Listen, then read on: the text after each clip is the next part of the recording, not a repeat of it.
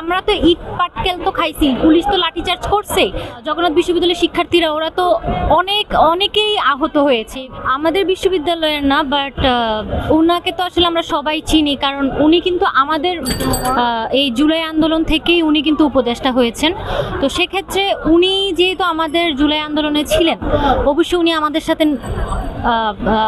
সাথে অবশ্যই উনি যে জুলাই আন্দোলনে উনি ছিলেন, তো ওখানে তো আমাদের অনেক কিছু হয়েছে, অনেক মারামারি হয়েছে, অনেক কাটাকাটি হয়েছে। উনি সামান্য একটা বোতলের ঢিল উনি হচ্ছে গিয়ে এটা নিতে পারলো না, এটা উনি সহ্য করতে পারলো না। এটা একদমই হাস্যকর একটা ব্যাপার। ইভেন উনি দেখলাম সিটি স্ক্যানও করাচ্ছে, মানে এমন বিশাল একটা ইট মারলেও বোধ হয়, আমরা তো ইট পাটকেল তো খাইছি, পুলিশ তো লাঠিচার্জ করছে।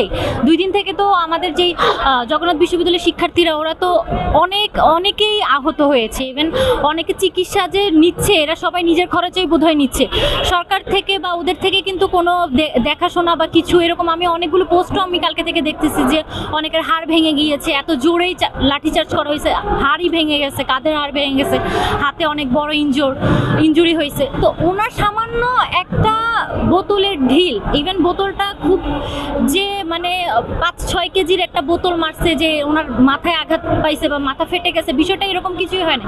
এটা জাস্ট একটা উসিলা ধরেই উনি আসলে চুপ এখনো পর্যন্ত। এই যে এতগুলো স্টুডেন্ট, হাজার হাজার স্টুডেন্ট আন্দোলন করতেছে, এখানে বসে আছে খেয়ে না খেয়ে, কি পরিমাণ কষ্ট উনি শিক্ষার্থীরা করছে, এই কষ্টগুলো ওদের কি এখনো পর্যন্ত টনক নড়ে নাই? আমারই কোশ্চেন, আসলে ওদের কি আসলেই খারাপ লাগছে না যে এতগুলো স্টুডেন্ট এখানে বসে আছে, মানে বাসায় কালকে থেকে এখনো পর্যন্ত অনেকেই আছে বাসায় পর্যন্ত যেতে পারেনি, একদম সারা রাত এখানে স্টে করেছে এবং সারাদিন আজকে আমি নিজেও সকালবেলা থেকে এখনো পর্যন্ত এখানে বসে আছি। শুধু একটা আমাদের যে আন্দোলনগুলো, আগে আমাদের 3টা আন্দোলন ছিল, এখন আরেকটা যোগ হয়েছে, যেহেতু আমাদেরকে লাঠিচার্জ করা হয়েছে। একটা বিশ্ববিদ্যালয়ের শিক্ষার্থীদের উপরে মানে অনৈতিকভাবে লাঠিচার্জ করাটা আসলে কতটুকু শোভনীয়? আমি এটা ওদের কাছে প্রশ্ন তুলি যে কেন এটা করবে? আমরা তো কারোর গায়ে হাত তুলিনি, এমন নয় যে আমরা আমাদের পুলিশ ভাইদের উপরে আমরা আক্রমণ করেছি, এরকমও কিছু ঘটেনি।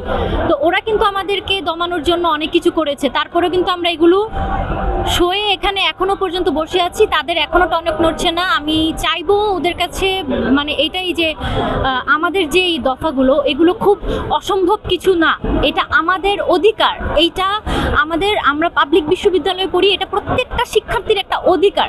এই যে আবাসন নাই আমাদের জগন্নাথ বিশ্ববিদ্যালয়ে, কোনো ছেলেদের হল নাই, এই যে কত কষ্ট পুরান ঢাকায় থেকে পড়াশোনা করা, খাবারের কষ্ট, থাকার কষ্ট, টিউশন পাওয়া যায় না, এই যে একটা অনিশ্চিত ভবিষ্যৎ, অনিশ্চিত লাইফ কাটাইতে হয় প্রত্যেকটা স্টুডেন্টের। তো এইটা আসলে খুবই ভয়াবহ। কারণ আমার হয়তো হলের দরকার নাই, আমার আসলেই হল আমাকে দিলেও হয়তো আমি হলে থাকবো না, কারণ আমার দরকার নেই। কিন্তু আমি আমার ছোট ভাই বোনদেরকে দেখেছি অনেক কষ্ট করতে, ওরা থাকা খাওয়া নিয়ে অনেক কষ্ট করতে, বাসা পাচ্ছে না বা আর্থিক অসচ্ছলতা থাকে, সব কিছু মিলে অনেক বাজেভাবে আসলে দিন যাপন করতে হয়, অনিশ্চিত একটা ভবিষ্যৎ তাদের। তো এখান থেকে আসলে আমরা যদি পরিবেশ না পাই, পড়াশোনা করতে না পারি ঠিক মতো, তাহলে আসলে দেশ আমরা গড়ব কিভাবে? এটা তো আমাদের পক্ষে সম্ভব না। আমাদের তো একটা পরিবেশ দিতে হবে, আমাদেরকে একটা বাসস্থান দিতে হবে, আমাদের খাদ্য দিতে হবে, খাদ্য না দিকে অন্তত বাসস্থান, মাথার উপরে একটা ছাদ দিতে হয়। তো সেটা হলেও তো হয়, এই সামান্য জিনিসটা ওরা মেনে নিতে পারছে না। এইটা আসলে আশ্চর্যমূলক লাগছে। এটা আমরা আসলে বাংলাদেশে বসবাস করে আমাদের নিজেদের লজ্জা লাগে যে আমরা আসলে এইটুকুন পাবলিক বিশ্ববিদ্যালয়ে পড়ে এইটুকুন আমরা পাচ্ছি না।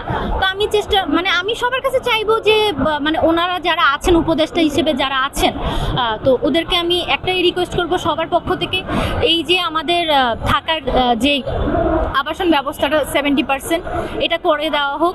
আমাদের নতুন বিশ্ববিদ্যালয়ের কাজ সেটা খুব দ্রুতকরণ করা হোক। তারপরে আমাদের আরও, যেহেতু আমরা আমাদের একটা দাবি নিয়ে আসছি, আমরা কথা বলার তো অধিকার দিতে হবে। কথা বলার অধিকারটা কেড়ে নিয়েছে তারা প্রথমে লাঠিচার্জ করে বাজেভাবে। তো এইটা আসলে আমরা চাই না এরকম হোক, কারণ ওরা যেহেতু আমাদের দিক থেকেই আসছে, আমরাই তাদেরকে তৈরি করলাম, ওদের সাথে আমরাও আন্দোলন করলাম, বৈষম্যের যেন কেউ শিকার না হয় সেটার জন্য আমরা লড়লাম। আলটিমেটলি ওরা আমাদেরকে আবার বৈষম্যের শিকার করে দিচ্ছে। তো এইটা তো আসলে উচিত না। ঢাকা বিশ্ববিদ্যালয়ে যেই জিনিসগুলো আসলে পাচ্ছে, আমরা কি আসলে পাচ্ছি? কেউ কি এগুলো খতিয়ে দেখছে বা জানছে বা খোঁজ নিচ্ছে প্রত্যেকটা স্টুডেন্ট কিভাবে আসলে কাটাচ্ছে, খেয়ে আছে কিনা, না খেয়ে আছে কিনা, অসুস্থ হচ্ছে কিনা, কি অবস্থা, এই জিনিসগুলো তো ওদের দেখা উচিত। আমরা তো এই জন্যই তাদেরকে বানিয়েছি যেন আমরাও সুযোগ সুবিধাগুলো পাই, যেন বঞ্চিত না হয়, ওরা যেন বুঝে। যেহেতু এর আগে যারা ছিল এরা আমাদের জিনিসগুলো বুঝে না, এই জন্যই কিন্তু আমরা তাদেরকে দেশ ছাড়া পর্যন্ত করছি। তো এখন ওরাও যদি সেম কাজটাই করে তাহলে মানে যেই লাউ সেই কদুই তো থাকলো, আমাদের পরিবর্তন কোথায় তাহলে? তো সবশেষে এটাই বলবো, আমরা আসলে খুবই ক্লান্ত, আমরা আসলে অনেকে অসুস্থ হয়ে পড়ছে, অনেক মেয়েরা আছে অসুস্থ হয়ে পড়ছে, ছেলেরা অসুস্থ হয়ে পড়ছে এবং অনেকে অসুস্থ, হসপিটালাইজ।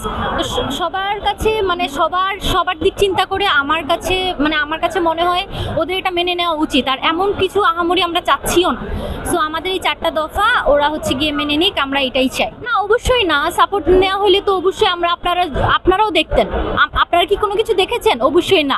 আমরা অবশ্যই ওরা যদি দেখতে যেত অবশ্যই এটার কোনো ফুটেজ থাকতো, কোনো প্রমাণ থাকতো। আমরা তো এরকম কোনো কিছু দেখিনি এখন পর্যন্ত। ওনারা তো কথাই বলছে না, বেরই হচ্ছে না। সেই সকাল থেকে আমরা কালকে থেকে পুরো দিন রাত এখানে, ইভেন এখনো পর্যন্ত ওরা কোনো কিছু জানায় নাই যে জায়গায়, সেই জায়গায় তো চিকিৎসা, এটা তো হাস্যকর ব্যাপার। ওরা এইসব আমাদের জন্য কিছুই করেন। উনি মাথায় একটা সামান্য একটা বোতল পরে উনি সিটি স্ক্যান পর্যন্ত করাই ফেলতে পারতেছে, কারণ ওরা ভালো একটা ক্ষমতাশীল জায়গায় আছে। আর আমরা গাঙের জলে ভেসে আসছি। আমাদের কোনো আসলে অস্তিত্ব নাই, আমাদের কোনো আসলে দাম নাই, কোনো কিছু নাই। সেজন্য আমরা আসলে এরকম সবাই কষ্ট করে এখানে বসে আছি, এই আর কি। এখন আমার আর কিছু বলার নাই। আমার কাছে সবার দিক চিন্তা করে আমার মনে হচ্ছে ওদের আসলে দফাগুলো মেনে নেওয়া উচিত। আমি জগন্নাথ বিশ্ববিদ্যালয়ের সঙ্গীত বিভাগ 15তম আবর্তন, নুসরাত চৌধুরী জাফরিন।